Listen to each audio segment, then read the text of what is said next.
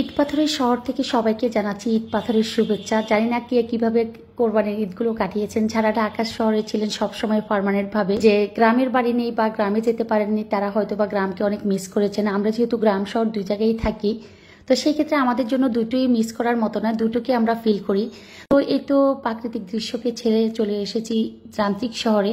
তো এসে বাসায় ঢুকে আমি যাওয়ার সময় হচ্ছে কি তেলাপোকার ওষুধ দিয়ে গিয়েছিলাম। পুরো বাসাতে তেলাপোকা মরে একাকার। তো আমি হচ্ছে আমাদের যারা হেল্পিং হ্যান্ড ছিল তাদেরকে বাসায় রেখে পরিষ্কার পরিচ্ছন্নতার কাজগুলো দেখিয়ে দিয়ে দেন হচ্ছে আমি লিখন আমরা চলে গিয়েছি আমার বড় বোনের বাসায়। তো আমরা ওখানে গিয়ে একটু ফ্রেশ হবো আর সকালে নাস্তাটা করছি। আপার বাসায় চলে গিয়েছিলাম, ওখানে গিয়ে হচ্ছে একটু ফ্রেশ হলাম, একটু ঘুমালাম। তারপরে উঠে 10টা-11টার দিকে দেন হচ্ছে রুটি আর হচ্ছে গরুর মাংস গরম করে আমরা হচ্ছে খেয়ে নিচ্ছি। আপার বাসায় আপা হচ্ছে অস্ট্রেলিয়া আছেন, আর আপার ছেলে আর ছেলের বউ হচ্ছে যার যার কর্মস্থলে চলে গিয়েছে। ওনারা একদম ব্যস্ত, বাসায় কেউ নেই, আমরা নিজেরাই ছিলাম। তো অনেকক্ষণ থাকার পর হচ্ছে আমরা ফ্রেশ ওই যে বললাম আমরা ঘুমিয়েছি, ফ্রেশ হয়েছি। তারপরে রুটি মাংস ডিম পোস্ট দিয়ে নাস্তাটা করছিলাম। প্রায় 10টা থেকে 11টা বাজে। আর আমাদের হেল্পিং হ্যান্ড যারা আছে তারা তো বাসায় আছে, তারা সবকিছু গোছাচ্ছে। ওদেরকে আবার টাকা দিয়ে এসেছি, হোটেল থেকে এনে কিছু খাবে। অনেকের রিকোয়েস্টে আজকে আমি তেলাপোকার ওষুধটার ছবিটা দিব, বা যে তেলাপোকার ওষুধে বাসার চায়না তেলাপোকাগুলো সবচেয়ে মরে একাকার হয়ে যায়। একটা তেলাপোকার ডিমও থাকবে না, এতটা বিষাক্ত ওষুধটা ছিল বা থাকে। আমি এতটা উপকার পেয়েছি এটা বলার মতো না। আমি মনে হয় একদম মন থেকে নিজেকে আনন্দিত অনুভব করছি। কারণ একটা তেলাপোকা দেখলে কিন্তু সেদিন থেকে মনে হয় যেন বাসার সবকিছু অপরিষ্কার। ওদেরকে পরোটা ভেজে খেতে দিয়েছিলাম, এদিকে আমি ওদেরকে গরম গরম পরোটা দিতে গিয়ে আমার পরোটাটাই হচ্ছে একদম পুড়ে গিয়েছে। যাই হোক, সমস্যা নেই, খেয়ে নেবো। আর এদিকে হচ্ছে নাস্তা করে আমরা বাসায় চলে এসেছিলাম। তো ওরা হচ্ছে জাস্ট আমার রুমটাকে অন্তত ক্লিন করে তারপরে হচ্ছে পরিষ্কার পরিচ্ছন্ন করে ফ্লোরটা মুছে এসিটা ছেড়ে আমার রুমটাকে ক্লোজ করে রেখেছে। আর ওইদিকে হচ্ছে প্রত্যেকটা রুমও কিন্তু আমি তেলাপোকার ওষুধ দিয়ে গিয়েছিলাম। প্রতিটা রুমের একদম খাটের নিচ হতে আরম্ভ করে সব কিছুতে, আর ক্যাবিনেটের দরজাগুলো খুলে দিয়ে গিয়েছিলাম। রুমে রুমে 1-2টা বা 5-6টা মরে গেল তেলাপোকাটা। আমার রান্নাঘরে অজস্র তেলাপোকা মরে গিয়েছে। অজস্র বলা যাবে না, কারণ এর 1 মাস আগে কিন্তু আমি অজস্র তেলাপোকা মেরেছিলাম। জাস্ট হচ্ছে প্রায় 1-150 তেলাপোকা আমার রান্নাঘরে মরেছে। আর যে কয়টা ছিল ওই কয়টাই মরে গিয়েছে। পুরো বাসাটাকে আমার হালকা লাগছে। তো এদিকে হচ্ছে নিজেও পরিষ্কার করছি, আপনাদের সাথে ক্যামেরাও ধারণ করছি একটু একটু করে।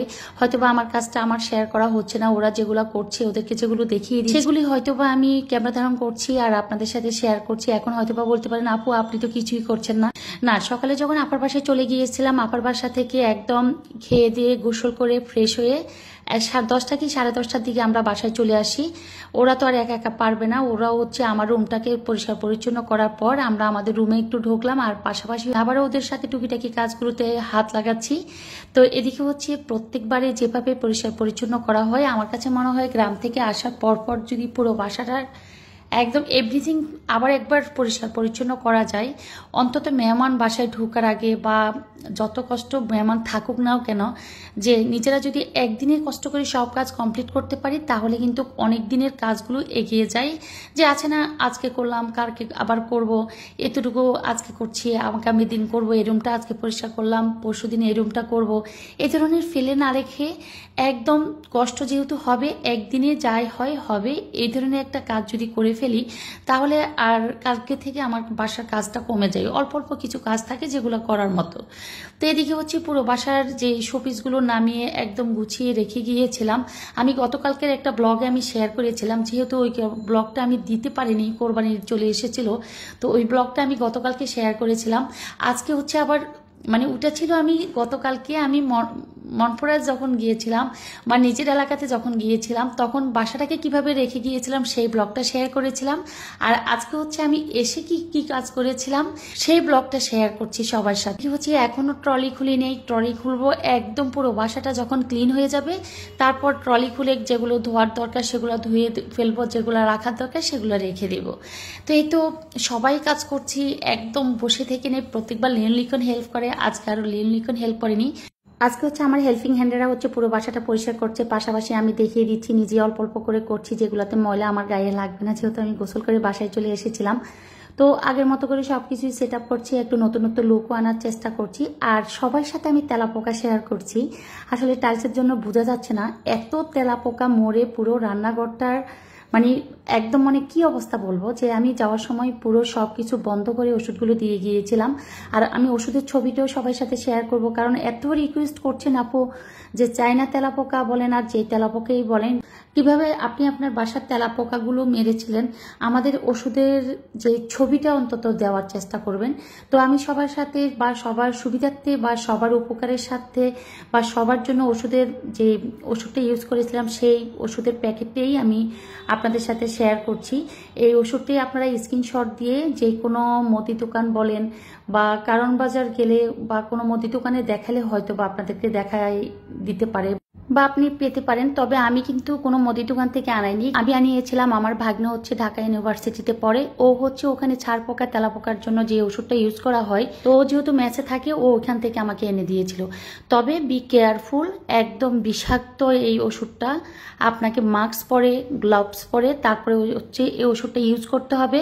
আবার হচ্ছে পরিষ্কার পরিচ্ছন্নতার ক্ষেত্রেও কিন্তু আপনি মাস্ক গ্লাভস পরে তারপরে কিন্তু আপনি বাসা পরিষ্কার করতে হবে। আমি কিন্তু যখন এসেছিলাম আমি নিজে ঢুকেছি বাসায়, কাউকে ঢুকতে দিইনি। আমি মাস্ক আর গ্লাভস পরে পুরো জানালা, ফ্যান এবং এভরিথিং সব খুলে দিয়ে আধা ঘন্টার 1 ঘন্টা পর্যন্ত আমি বাইরে বসেছিলাম।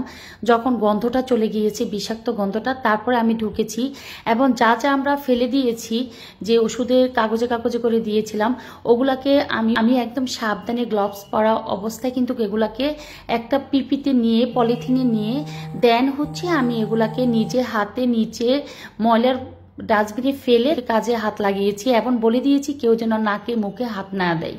তো সেক্ষেত্রে আপনারাও কিন্তু ওই যে তেলাপোকার ওষুধ দিয়ে একদম হেলামি করবেন না, যে বি কেয়ারফুল, বারবারে বলি একদম সতর্কতার সহিত যে কাজটা করবেন। পাশে আলহামদুলিল্লাহ তেলাপোকা চলে গিয়েছে, একদম গোষ্ঠী সহকারে চলে গিয়েছে। আমার বাসাটা আমি যখন ক্যামেরা ধারণ করতাম মাঝে মধ্যে ক্যামেরার সামনেও কিন্তু তেলাপোকা চলে আসতো। আমি ক্যামেরা অফ করে আগে তেলাপোকাকে মারতাম, হচ্ছে ভিডিও ধারণ করতাম। তো আমার মতো তো আপনাদের বাসায় এত এত রান্না হয় না, জানি না কেমন রান্না করছেন। তো আমার বাসায় যেহেতু একটু বেশি বেশি রান্না হয়, সেই ক্ষেত্রে আমার বাসায় একটু তেলাপোকা হয়। তো একবার যদি আপনি তাড়াতে পারেন, আপনি 1 বছর পর্যন্ত অন্তত রেস্টে থাকতে পারবেন আর যন্ত্রণা থেকে। তো সবকিছু মিলিয়ে হচ্ছে আস্তে আস্তে বাসার কাজগুলো করাচ্ছি বা গুছিয়ে উঠতেছি, বা কিছু কিছু গ্যাপে গ্যাপে আপনাদের সাথে আমি ভিডিও ধারণ দেখাচ্ছি। প্রতিটা জিনিস ভিডিও ধারণ করতে গেলে লং টাইম আপনাদের ভিডিওটা দেখতে হবে, এতক্ষণ কারো ধৈর্য নেই, কারো হাতে সময় নেই। তো সেই জন্য হচ্ছে আমি অল্প করে শেয়ার করছি। তো আজকে আসার সময় হচ্ছে ইলিশ মাছ দিয়ে দিল আপনার ভাই, আর হচ্ছে কোরবানির মাংস, ভুড়ি, তারপরে হচ্ছে পায়া, তারপরে হচ্ছে কাউন মাছ, এসব এনেছিলাম। তো আমি হচ্ছে ডিপ ফ্রিজে কিছু রেখেছি, নর্মাল ফ্রিজে কিছু রেখেছি। তো আমাদেরকে ওই যে বললাম যে সব কাজে হেল্প করলো লিওন লিখন, আজকে একটু কম করেছিল। তো আমি আর লিওন লিখন হচ্ছে একটু বের হয়ে যাচ্ছি গোসল টোসল করে, তারপরে হচ্ছে আমি একটু বের হচ্ছি এই জন্য একদম খুবই জরুরি একটা কাজ, না হলে আজকে আর বের হতাম না। এমনিতেই শরীরটা একদম টায়ার্ড হয়ে আছে জার্নিতে বা লঞ্চ জার্নি, তো আপনারা জানেন যে কালকে দুপুর 2টার দিকে আমরা হচ্ছে লঞ্চে উঠেছি, সারা বিকেল ছিলাম আমরা লঞ্চে, সারা রাত ছিলাম লঞ্চে।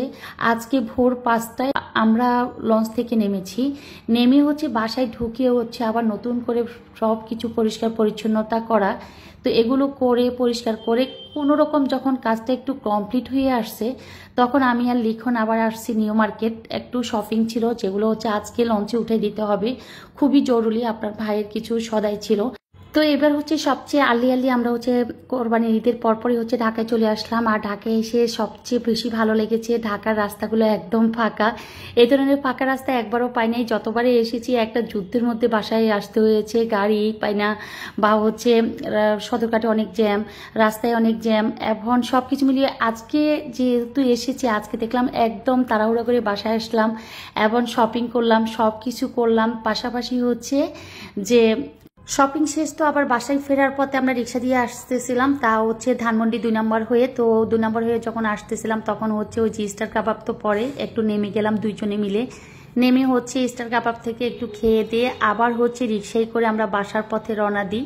তো বাসার রওনা দেওয়ার পর হচ্ছে আর ভিডিও ধারণ করিনি, একদম ছবি তুললাম 2 মা ছেলে মিলে, তুলে বাসায় আসলাম এক্ষুনি। এসে হচ্ছে চা আর হচ্ছে একটু পানি খেয়ে নিচ্ছি। ওরা ভাবছে যে আমি বিস্কিট খাবো, বিস্কিট দিয়েছিল, খাইনি। আর এদিকে হচ্ছে বাসার সব কাজ কমপ্লিট করার পর হচ্ছে পর্দাগুলো লাগানো হচ্ছে।